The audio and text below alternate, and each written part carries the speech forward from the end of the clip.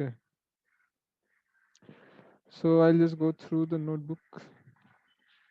जो important points है कुछ.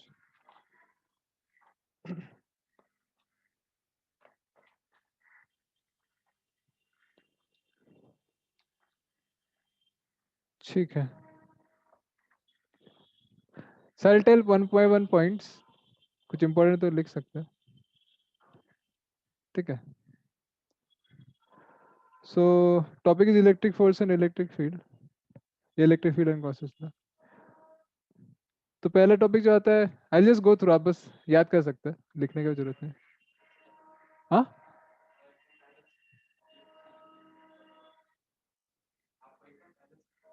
हाँ एकदम पहले से हम बताएंगे. ठीक है. अगर नोट्स होगा तो खोल सकते हैं. ये तो प्रॉब्लम वाला है, थ्योरी वाला नहीं है.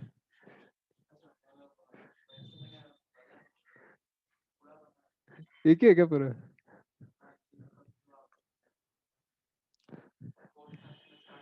हाँ क्लास और प्रॉब्लम्स का एक है. हाँ. हाँ. थ्योरी का अलग से नहीं बना क्या?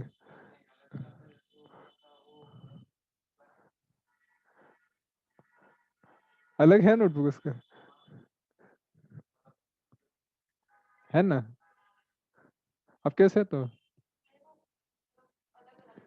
घर पे है बस, वही प्रॉब्लम है. तो बाकी लोग वैसे है ना, वैसी. Yes, sir. बाकी लोग कैसे, Vaishnavi, Olivia. Yes, sir. Yes क्या है? आपको तो पता ही नहीं क्या बोल रहे हो. यस क्या बोल रहे हो? अलग से कॉपी किया है. अलग अलग कॉपी है. हाँ. अच्छा. ठीक है. चल जस्ट गो. कुछ इंपॉर्टेंट तो हम लिख लिख देंगे. सो सबसे पहले जो इलेक्ट्रिसिटी में लोग पढ़ते हैं, that is how electricity is produced. ठीक है. तो दो वेज होता है, कि इंडक्शन होता है, अनदर इज फ्रिक्शन. ठीक है. तो फ्रिक्शन इलेक्ट्रिसिटी में क्या होता है basically, you take a glass rod and you take silk cloth and you आप उसको रब करते हैं. So due to rubbing what happens, charges are transferred. ठीक है. तो रॉड में पॉजिटिव चार्ज आ जाता है, सिल्क क्लॉथ में नेगेटिव चार्ज आता है. ठीक है. ये हमारा बेसिक एक्सपेरिमेंट है. तो बेसिकली इसमें होता क्या है, हमारा इलेक्ट्रॉन्स यहाँ से यहाँ पे ट्रांसफर होता है. ठीक. तो ऐसे इलेक्ट्रिसिटी प्रोड्यूस होता है. नाउ इसमें एक इम्पोर्टेंट कंडीशन है कि at least one of this two has to be an insulator. ठीक है. दोनों में से कोई इंसुलेटर होना जरूरी है, तभी ये चार्जेस सेपरेटेड रह सकते हैं. नहीं तो आप जैसे इनको कांटेक्ट में लेंगे, अगर कोई भी कंडक्टर है तो सारा का सारा चार्जेस में फ्लो हो जाएगा. तो पहला पॉइंट जो है, that it should be insulator, at least one should be insulator. One should be insulator.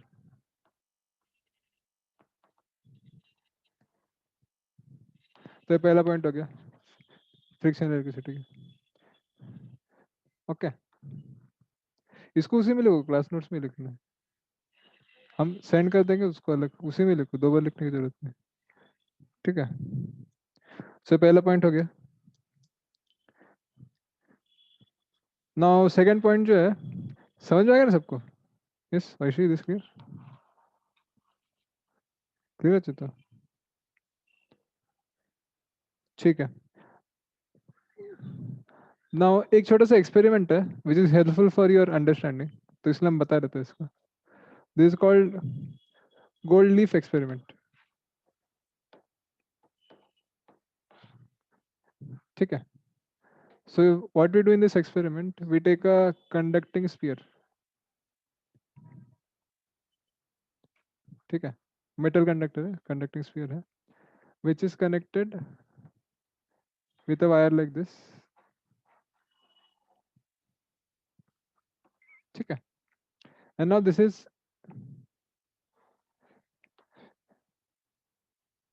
kept in an insulated box. इसे बॉक्स के अंदर रखा गया.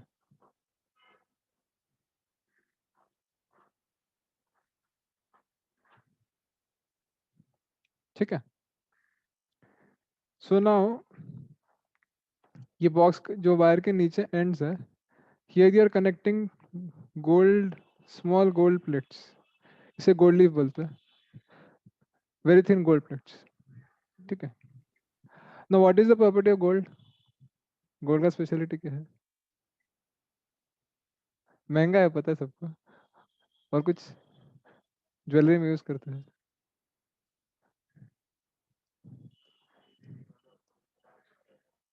इजीली चार्ज किया जा सकता है। या so gold is a very good conductor.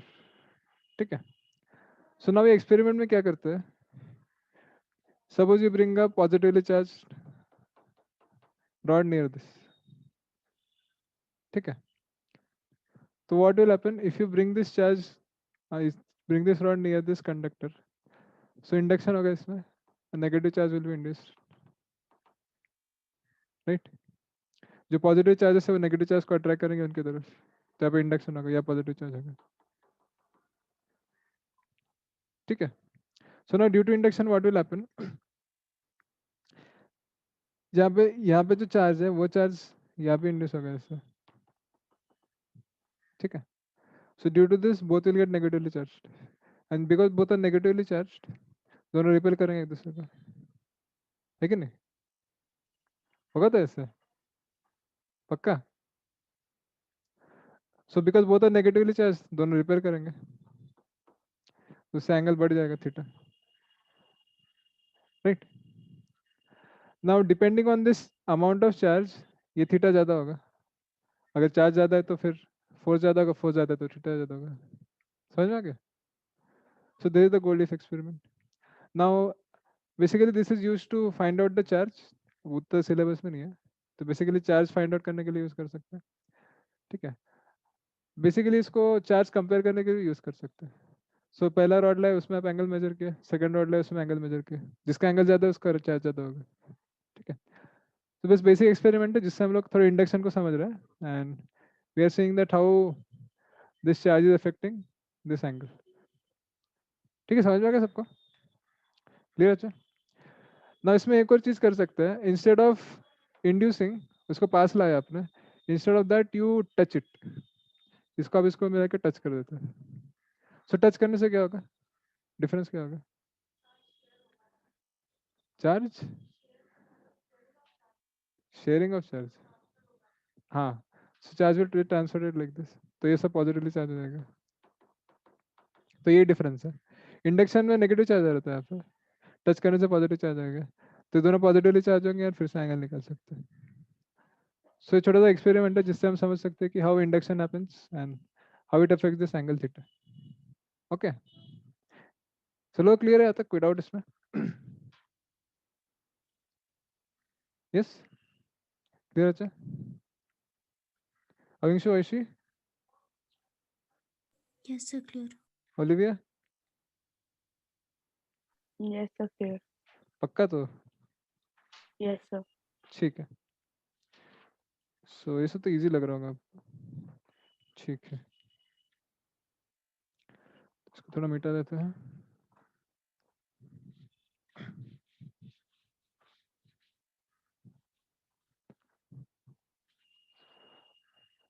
ठीक है, जो नेक्स्ट पॉइंट है important, this is the properties of electric charge.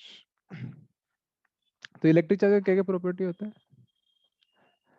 मेरे नोट्स में टेबल है उसका, एक मास और चार्ज के बीच में, याद है कुछ?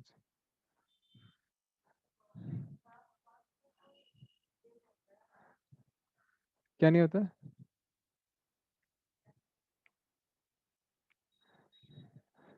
इस what are the properties of charge?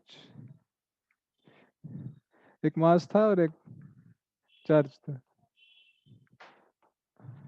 इन दोनों का प्रॉपर्टीज कंपेयर कर रहे थे, होपफुली याद होगा।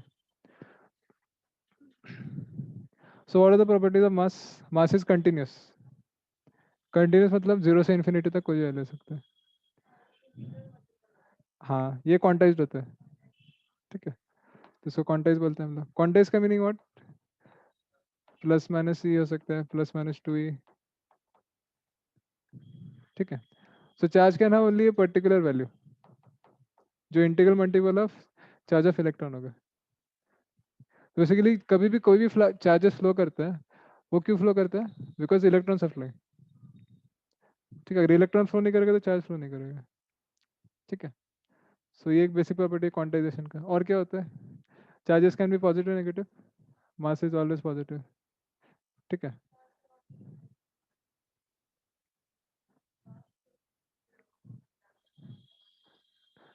चार्ज जीरो हो सकता है ना, क्यों? रिया पूछ रही कि सर चार्ज जीरो नहीं हो सकता, बट मास जीरो हो सकता है, ऐसे होगा? ये सविंशु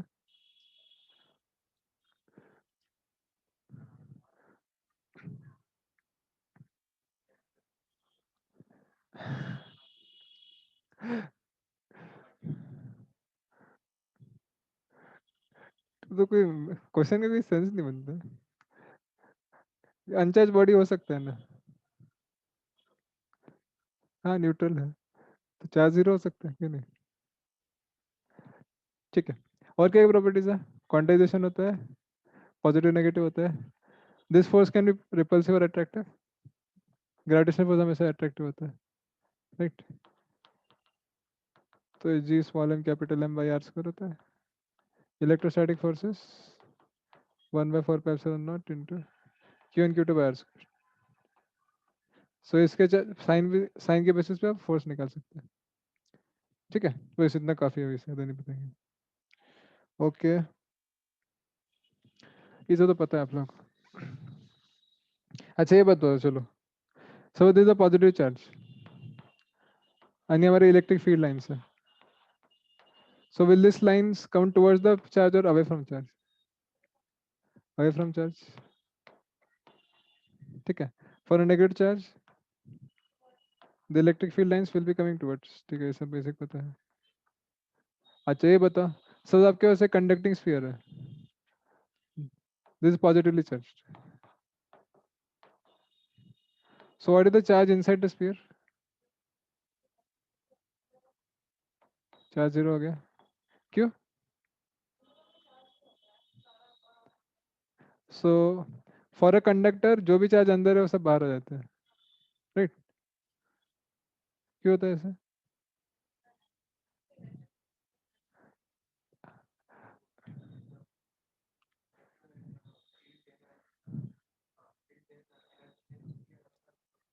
एनर्जी डेंसिटी जीरो होता है, हाँ वो क्यों होता है?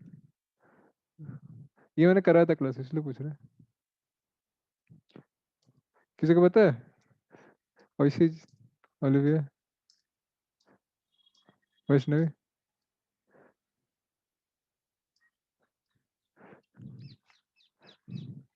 ये सब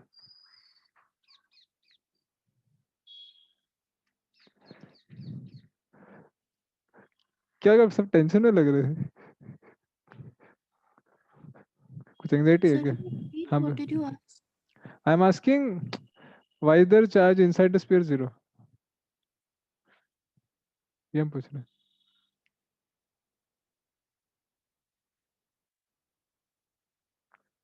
होती है,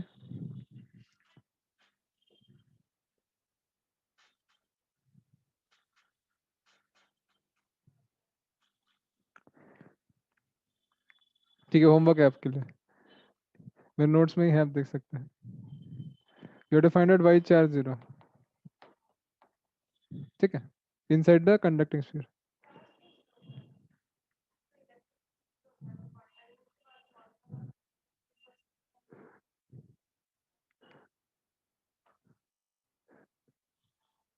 तो सोच के बोलो आराम से, कोई घाई नहीं है, ठीक है। So we know that electric field is zero, ठीक है। तो जो भी चार्ज है positive charge it will be on the sphere, ये होता है हमारे कंडक्टिंग स्फीयर के लिए। अगर नॉन कंडक्टिंग स्फीयर होता, charges will be distributed inside, non conducting है तो यहाँ पे इलेक्ट्रिक फील्ड अंदर भी रहेगा एंड बाहर भी इलेक्ट्रिक फील्ड रहेगा, ठीक है। इलेक्ट्रिक फील्ड का वैल्यू भी निकाल सकते हो, वो तो पढ़ेंगे अभी। सो ये हमारे कंडक्टिंग नॉन कंडक्टिंग स्फीयर के बारे में हो गया। और कुछ है? बस इतना ही है इसमें तो। चार्ज इंड्यूस होता है ऐसा तो पता है आपको, समझ में आ रहा है ना? ये सब फास्ट तो नहीं हो रहा है ना? Yes Oshi Olivia, it is clear. Yes, sir. ठीक है. So next point comes this Coulomb's law. तो Coulomb's law क्या कहता है? There are two charges Q1 Q2. Distance between them is R. So the electrostatic force between them is, this is 1 by 4 pi epsilon 0 Q1 Q2 by R square. There is the Coulomb's law of like Coulomb's law. क्या बोलते हैं? Coulomb's law for point charges. हाँ, ठीक है. So ये होता है हमारा, ये दो चार्जेस आर सेम तो रिपल्सिव फोर्स होगा, अपोजिट चार्ज है तो अट्रैक्टिव होगा. ठीक है, उसका मैग्नीट्यूड ऐसे देते हैं हम लोग. ये तो पता है बेसिक ना. इसमें कुछ लिमिटेशंस होते हैं कूलम्स लॉ के. वो क्या होते हैं ये शायद मैं बता नहीं था. So first limitation of Coulomb's law is that it is only applicable for point charges only.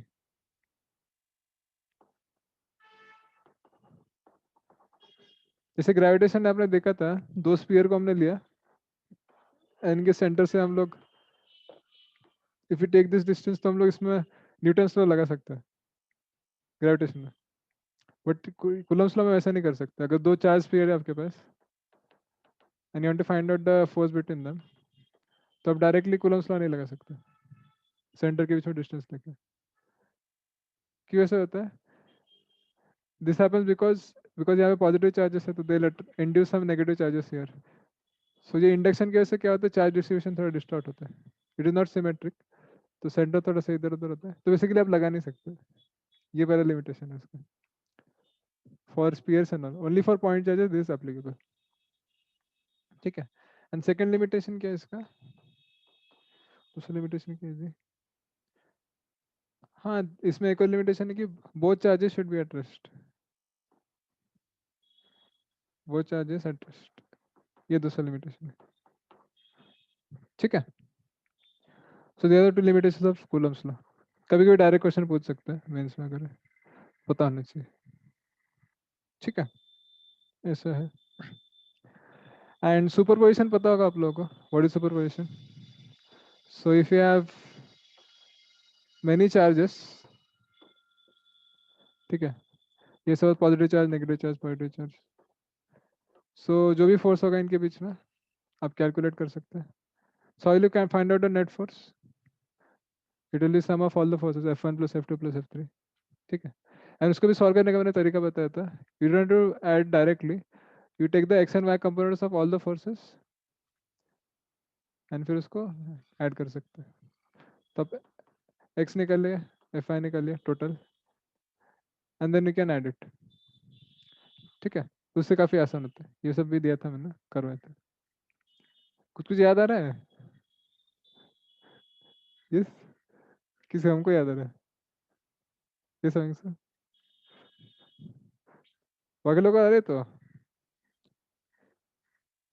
ये सोची ओलिविया. Yes, sir. पक्का Yes. नींद तो नहीं आ रहा किसी को? ठीक है. सो ये एक छोटा सा कंसेप्ट है. आई थिंक इसे तो आते ही, आपको क्या पढ़ेंगे इसमें, नोट्स पढ़ लेंगे तो अच्छे से हो जाएगा. एक छोटा सा टॉपिक है charge distribution and an isolated conductor. ये शायद थोड़ा सा इंटरेस्टिंग है. लाइक अगर आपके पास ऐसे कुछ एक कंडक्टर है जिसका रेडियस है R1, इसका रेडियस R2. ठीक है, तो इसमें चार्ज कैसे डिस्ट्रीब्यूट होगा? अगर आप इसमें कुछ चार्ज क्यू देंगे, plus Q, so how will the charge get distributed?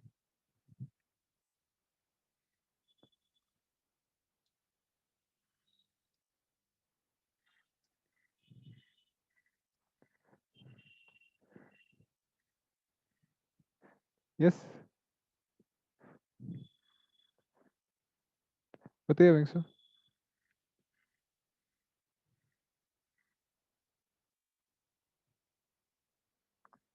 सोच रहे हैं? ठीक है, सोचिए सोचिए.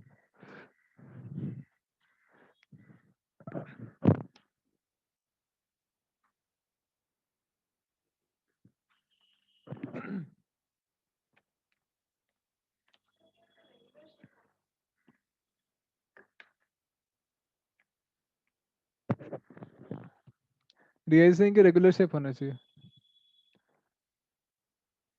नहीं है तो ऐसे शेप है तो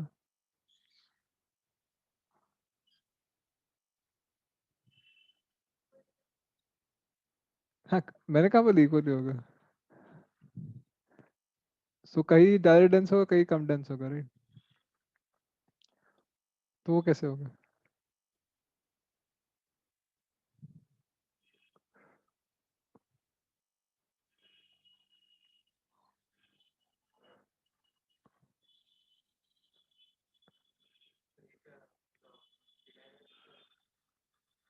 3D 2D 1/R1 minus 4/R2। नहीं, आपको एग्जैक्टली वैल्यू नहीं निकालना है,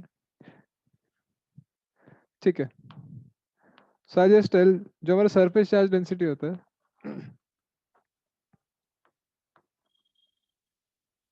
surface charge density,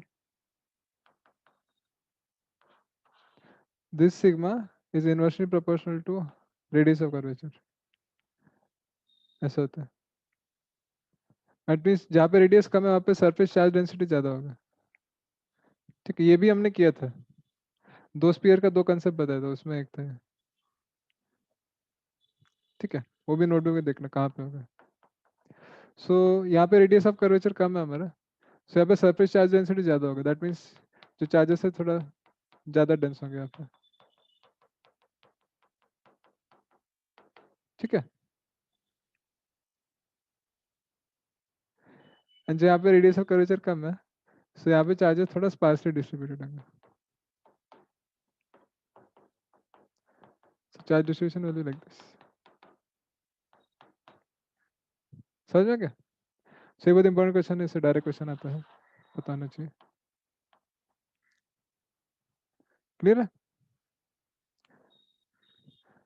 अगर आप नोट्स खोलेंगे तो इसमें आपको दिखेगा, एक पैराग्राफ लिखा था मैंने इसके बेस पे, कि जहाँ पे शार्प एजेस होते हैं वहाँ पे इलेक्ट्रिक फील्ड बहुत ज़्यादा होता है, उसे electric field sorry air brake होता है। कुछ कुछ याद आ रहा है कुछ?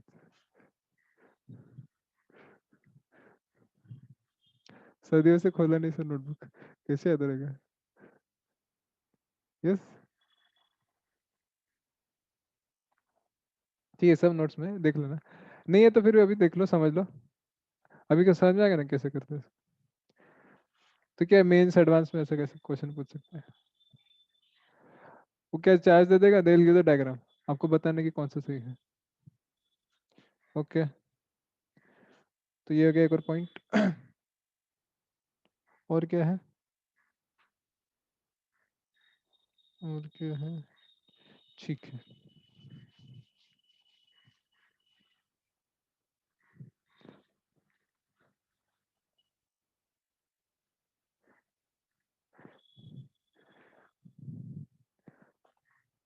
So this is about charge distribution on an isolated conductor।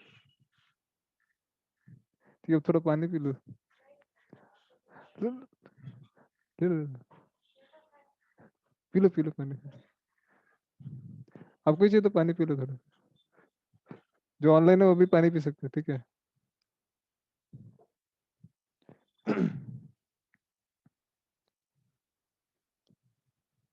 जल्दी से पानी पी लो।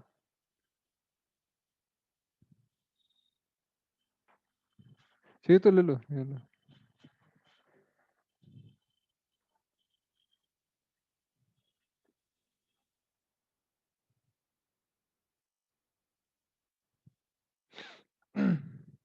सो ये हो गया हमारा चार्ज डिस्ट्रीब्यूशन।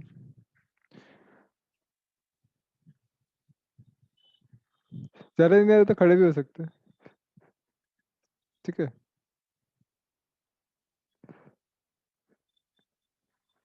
ठीक है, तो ओके। सो हमारा नेक्स्ट है चार्ज डिस्ट्रीब्यूशन, ये हो गया, ओ सॉरी, ना वन मोर कंसेप्ट जो आपने देखा था।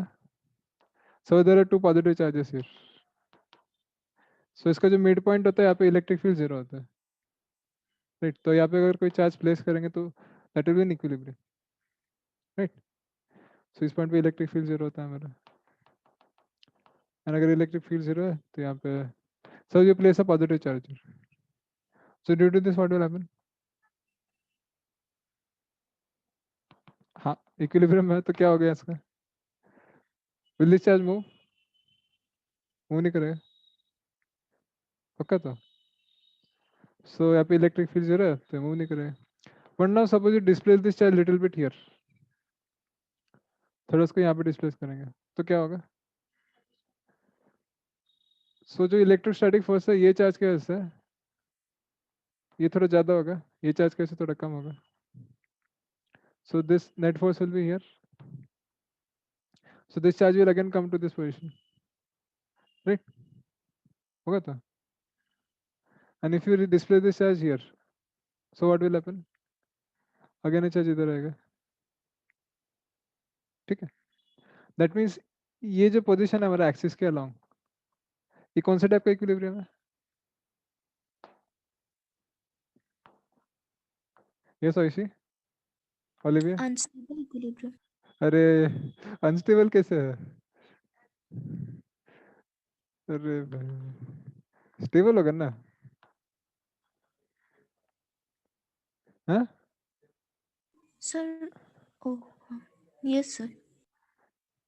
स्टेबल है तो, राइट? अब उसको डिस्प्लेस कर रहे इधर तो वापस आ रहा है ना अपने पोजीशन पे, तो स्टेबल है. अनस्टेबल आप थोड़ा भी डिस्प्लेस करेंगे तो चला जाएगा, ठीक है? तो suppose you displace it here, so what will happen? Because it is positively charged, तो फोर्स ऐसे लगेगा, नेट फोर्स ऐसे होगा, ठीक है? तो ये चार्ज ऊपर चला जाएगा. So is this stable equilibrium or unstable along perpendicular to the axis?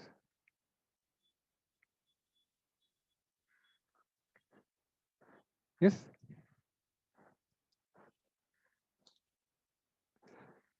हे भगवान, ओलिविया आप बताइए.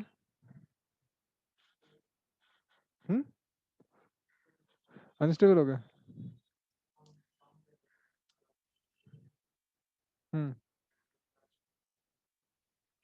या सो नेट फोर्स हमारा ऐसे है तो सो ये चार्ज ऊपर जाएगा, right? It will not come back to this position. हाँ इनिशियली यहाँ पे है, यहाँ से आप उसको ऊपर लेके जा रहे हैं.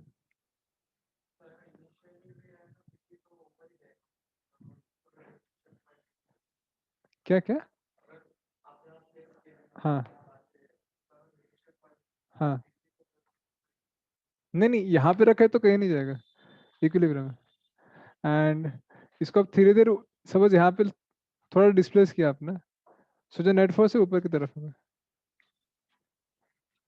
एंड बिकॉज नेट फोर्स ऊपर की तरफ है तो बॉडी ऊपर जाएगा, तो अनस्टेबल हो गया, ठीक है? So along axis it is stable and perpendicular to axis unstable है. ये भी सब नोट्स में है, बस रिवाइज कर रहे हो, ठीक है? क्लियर है? Clear Chito? Is clear Anshu? Okay. और क्या है जी? सब जो नेगेटिव चार्ज है तो क्या होगा? सब इज नेगेटिव चार्ज, सो हाँ बंद हो गया, इसलिए ऑफलाइन करना चाहिए. रिवोल एक मिनट वो सर कर देंगे वो तो, ठीक है? जब तक सुन सकते हैं. सो इज नेगेटिव चार्ज, तो नेगेटिव चार्ज तो क्या होगा? Perpendicular to the axis,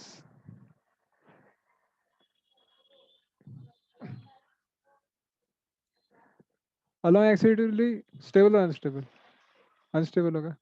perpendicular to axis it will be stable, ठीक है? बिल्कुल उल्टा हो जाएगा. समझ में आ गया? अच्छा, अभी आप बता सकते हैं इक्विलिब्रियम कहाँ पे होगा? सपोज नेगेटिव चार्ज है तो इसका इक्विलिब्रियम कहाँ पे होगा? एक तो पॉइंट इक्विलिब्रियम यहाँ पे होगा, ठीक है? यहाँ पे इक्विलिब्रियम हो सकता है इसका?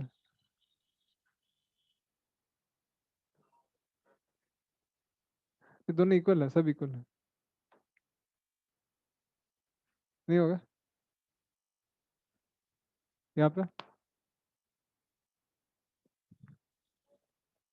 यहाँ पे इक्विलिब्रियम होगा यहाँ पे. हाँ नेट फोर्स तो जीरो होना चाहिए ना, ठीक है? सो ऐसा है। अगर इसका चार्जेस अलग अलग कर दिया तो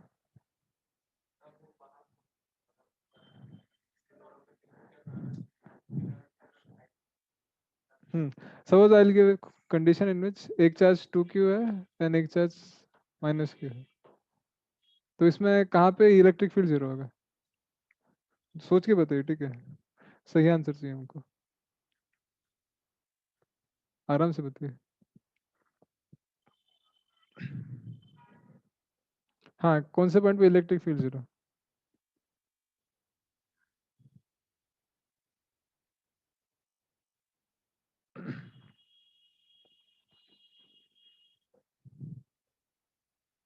क्यों?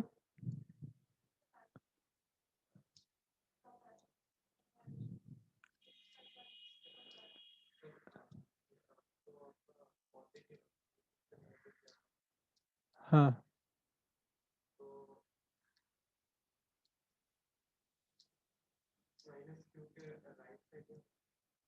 -q के राइट साइड में। हाँ पता है, स्क्रीन विजिबल नहीं है, 2 मिनट रुक जाइए थोड़ा। -q के राइट साइड में। हम्म,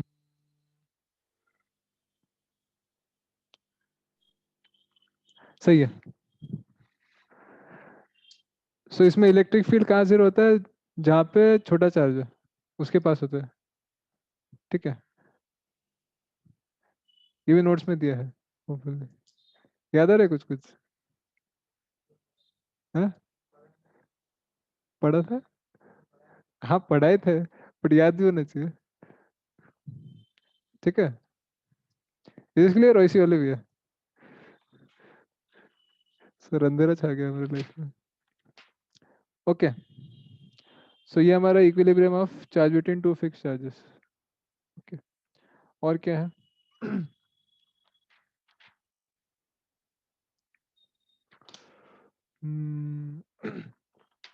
I think इतना ही काफी है, आप लोगों को तो आता है बाकी से।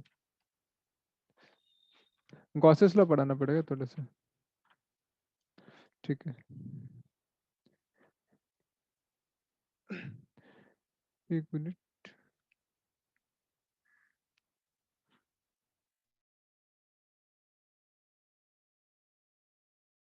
अभी कुछ गर्ल्स बॉयज नहीं रहा, सबको सीखना पड़ेगा। नहीं नहीं, मैं इतना अच्छा नहीं बना था। मैंने एक बार हलवा खिलाया था, याद है? वो मैंने बनाया था। वो आप नहीं थे क्या? जनवरी में एक बार दिया था, जनवरी या फरवरी में। ठीक है, तो हमारा ब्रेक हो गया है। जो 2-3 पॉइंट बचे वो कवर कर लेते हैं। ठीक है, बाकी लोग हैं तो इसी ओलिविया अच्छे तो आपको वीडियो ऑन रखिए जी अभी बस, ठीक है?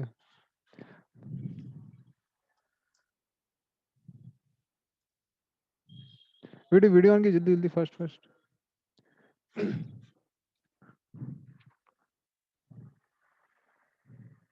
2 पेज है बस, ठीक है? ओलिविया जगह पे ऑन ही रखिए वीडियो, ठीक है? अभी ऑन रखिए अर्शी। ओके, आगे बढ़ते हैं। तो कहाँ थे हम लोग? या एक और टाइप का प्रॉब्लम जो होता है जिसमें suppose there are 2 charge spheres, इसमें को पूछेगा टेंशन कितना है।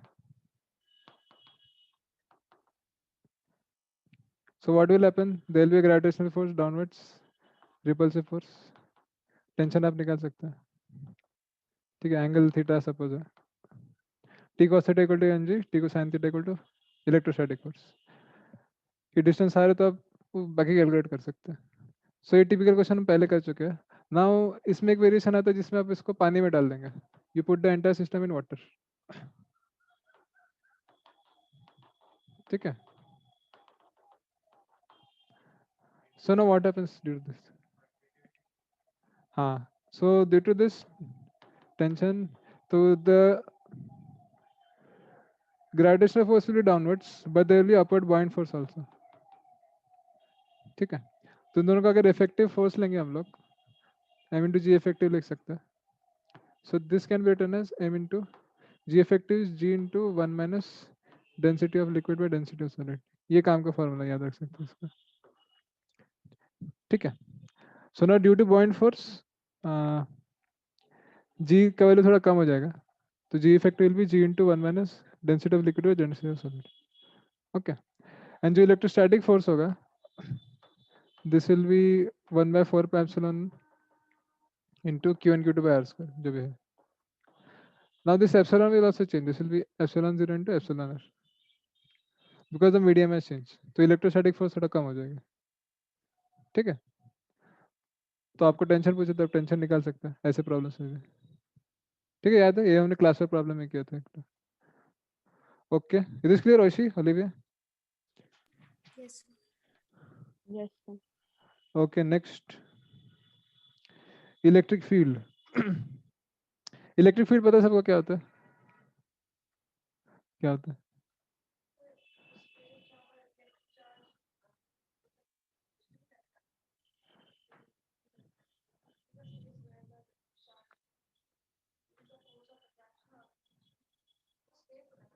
स्पेस होता है।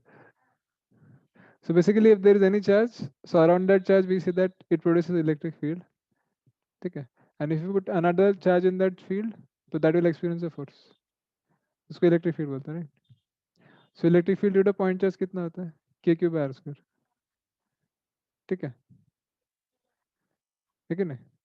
ये पता है तो इसको कुछ लिखाने का नहीं इसमें। So electric field due to point charge is k q by r square. Now अभी मेंस और नीट के पॉइंट ऑफ व्यू से इंपॉर्टेंट क्या है, आपको रिजल्ट याद होना चाहिए, ठीक है। रिजल्ट मतलब इलेक्ट्रिक फील्ड का जो वैल्यू है। तो सपोज अब कैसे यूनिफॉर्म रॉड है, तो बस यूनिफॉर्म रॉड के अलग अलग रिजल्ट है। The uniform rod of length L, charge Q, and at a distance R you are seeing what is the electric field, ठीक है। So there is the electric field parallel to the axis and perpendicular to the axis भी निकाल सकते हैं आप। So ये कितना होता है? This is KQ by R into 1 by R minus 1 by R plus L, ठीक है, सही है ना? ओके, हाँ। So this is the electric field due to uniformly charged rod. इसको कैलकुलेट कैसे करेंगे? इंटीग्रेशन अगर करना पड़ेगा, बट अभी हम नहीं करेंगे उसको। यहाँ पे इलेक्ट्रिक फील्ड कितना होगा? This will B KQ by 2KQ by R into square root of L square plus 4R square। तो वैसे आपको याद रखना है, अगर आपको याद है तो एग्जाम में फटाक से हो जाएगा, ठीक है। और क्या है? सपोज यूनिफॉर्म रॉड है जो इनफाइनाइट है, लैम्डा दिया हुआ है इसका। सो इलेक्ट्रिक फील्ड कितना होगा इसका? This will be 2K by lambda, सही है ना? 2K lambda by R, sorry 2K lambda by R, ठीक है, समझ में आ गया? सो इलेक्ट्रिक फील्ड इसके वैसे होगा। एंड अगर सेमी इनफाइनाइट रॉड है, so there is a rod which is semi infinite, ये पॉइंट भी आपको इलेक्ट्रिक फील्ड निकालना है। सो इसका इलेक्ट्रिक फील्ड कितना होगा? एक इलेक्ट्रिक फील्ड एक्स डायरेक्शन में होगा, एक वाई होगा, दो कंपोनेंट होगा इसका, एंड दोनों का मैग्नीट्यूड सेम होता है, E x equal to E y, this equals to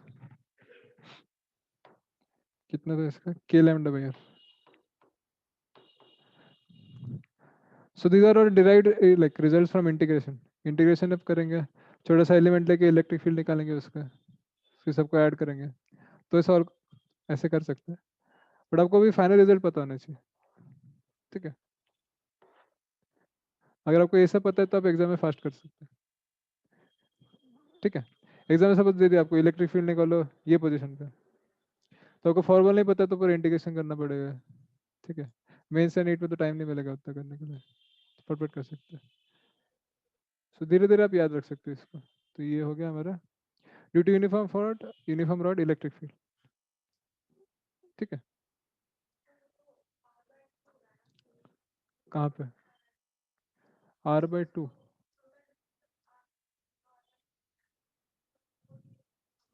ना, r ये डिस्टेंस है, दिस सेमी इनफाइनाइट, इनफाइनाइट है, यहाँ से लेके इन्फिनिटी तक, ठीक है। दिस क्लियर वैसी ओलिविया, Yes, sir. ये तो ओके। और पढ़ना है क्या?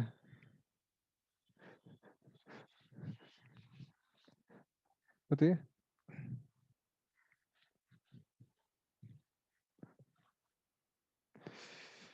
ठीक है, ये सब हो गया हमारा, बस दो चीज और है। हम्म,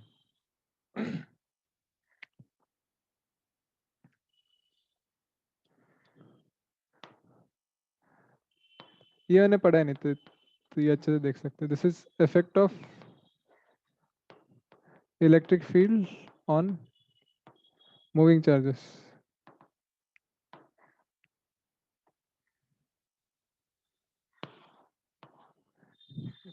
ठीक है, ठीक है। तो so if you place a charge in an electric field plus q, suppose, so what will happen to this charge? This charge will go here, right? अगर इलेक्ट्रिक फील्ड अपोजिट डायरेक्शन में है तो चार्ज इधर जाएगा, होगा तो ऐसे। ना सपोज एक प्रोजेक्टाइल है, सो दिस इज प्रोजेक्टाइल जो चार्ज है हमारा। सो प्रोजेक्टाइल मोशन कुछ ऐसे होता है हमारा, राइट?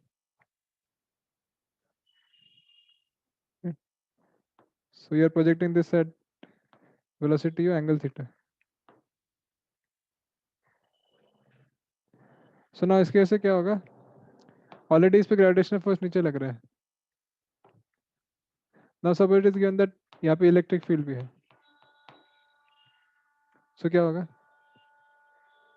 इलेक्ट्रिक फील्ड नीचे है, so what will happen to this?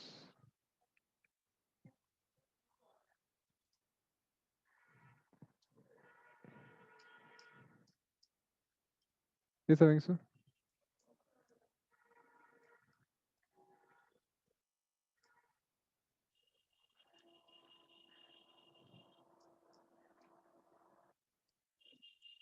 Hmm?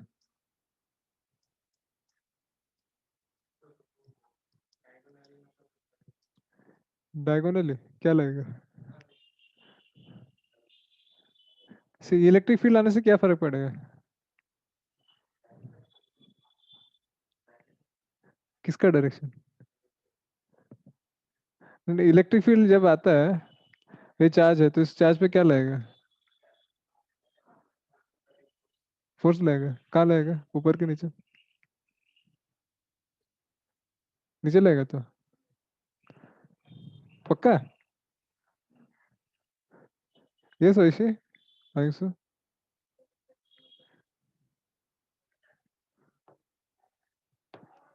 सो एक नीचे फोर्स लगेगा क्यू, राइट? सो इसमें जो नेट फोर्स है mg प्लस क्यू हो गया। सो नाउ आप लिख सकते हैं जो हमारा इफेक्टिव जी है, so due to this electrostatic force इसमें एक नीचे डाउनवर्ड फोर्स और आ रहा है, तो इसको लिख सकते हैं जी प्लस क्यू बाय एम, ऐसा लिख सकते हैं, राइट? समझ में आ गया? तो सो जी effective ji plus Q by M, तो अगर एक्सेलरेशन वाई डायरेक्शन में जो है ये माइनस जी इफेक्टिव हो जाएगा। अगर आपको ये पता है तब सॉल्व कर सकते हैं, ठीक है? समझ में आ गया? तो ये हो गया, क्लियर है तो सबको? ये Olivia issue this year? Yes, sir. Yes, sir. Like this many applications are there. If you have a charge sphere inside a liquid, यहाँ पे इलेक्ट्रिक फील्ड ऊपर की तरफ है, पॉजिटिवली चार्ज, तो क्या होगा, नीचे ग्रेविटेशनल फोर्स ऊपर पॉइंट फोर्स, जो नेट फोर्स होगा, तो जी इफेक्टिव आप लिख सकते हैं, इसलिए G into 1 - rho l by rho s minus q by, ये पॉइंट फोर की वजह से जी कम हो गया, प्लस इलेक्ट्रिक फील्ड की वजह से और कम हो जाएगा, ठीक है, ये एक हो गया। सो आपको टाइम पीरियड निकालने बोल दिया, कितना बज कितना बज रहा है अभी, हो जाएगा 10-15 मिनट में, क्या, हाँ ले सकते हैं, हाँ ठीक है, तो कहाँ थे हम लोग, सो आपको टाइम पीरियड पूछ लिया,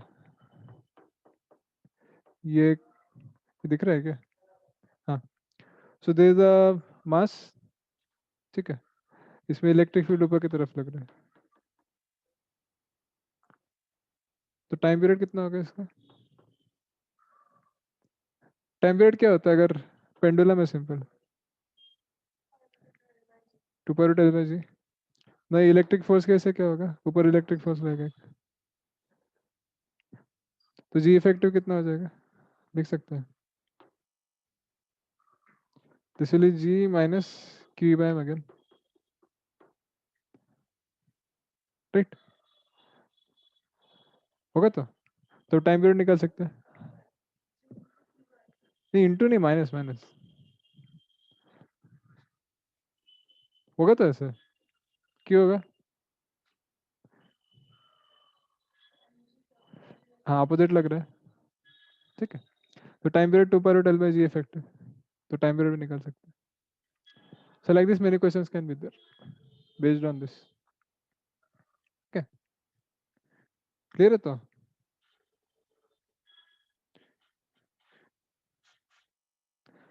ओके और क्या है, गॉसेस लॉ तो बचे हुए हैं, आई थिंक इसको कल करेंगे तो अच्छा है,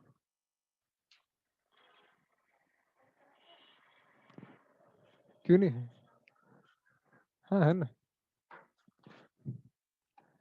ठीक है, आज तक समझ जाएगा सबको, क्लियर है चेता, तो गॉसेस लॉ हम लोग कल करेंगे और उसका एप्लीकेशन थोड़ा कल देखते हैं, अभी पहले ही आप लोग इतना नींद आ रहे हैं, हमको तो थोड़ा दया आ रहा है आप लोगों को, फिर रात को लेट सोए थे क्या आप लोग, रात को लेट सोए थे क्या, 2 बजे, 2 बजे लेट नहीं हुआ क्या, किस लिए,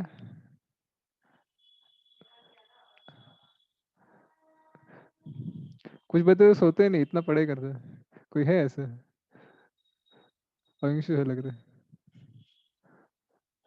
वैसे भी वैसे ही है,